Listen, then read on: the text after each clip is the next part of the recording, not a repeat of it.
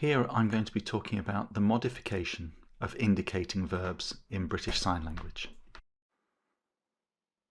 In the BSL corpus, studies have shown that indicating verbs, which are also agreement verbs and directional verbs, exist, and they use space to show references that are indexed and where verbs move in space to show agreement. For example, in British Sign Language, we have the sign ask, also the sign give, where I, the signer, will indicate to references around me in space, for example, a woman in front of me. I then use the sign give, moving from where I've put her towards me, meaning she gives me. If I sign it in reverse, I give to her. That's an example of an indicating verb.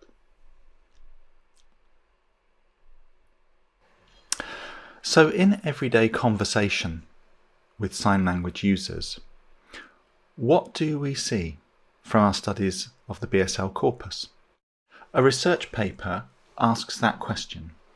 Do deaf people, when signing, typically use these modified indicating verbs? And if they don't, why not? So in the BSL corpus, there are 1,436 examples of indicating verbs that have been identified from deaf signers, 249 deaf signers across the UK. So in everyday conversation, it's assumed that all of them would use indicating verbs conventionally, where we see referencing and indexing and movements in space. But they don't, and that's interesting.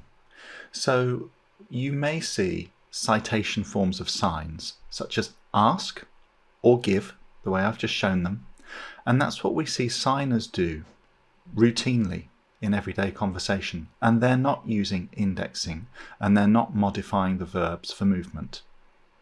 So you don't necessarily know who the referents are because things are signed within a small frame of space directly in front of the signer's body. What we do see is that indicating verbs are found when role shift is used.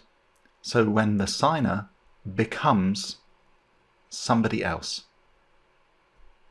We see indicating verbs there where the signs are modified, and we call this constructed action, or abbreviated to CA. So that's interesting. From all of the findings, we see not all signers using indicating verbs conventionally, and this is important for us to know.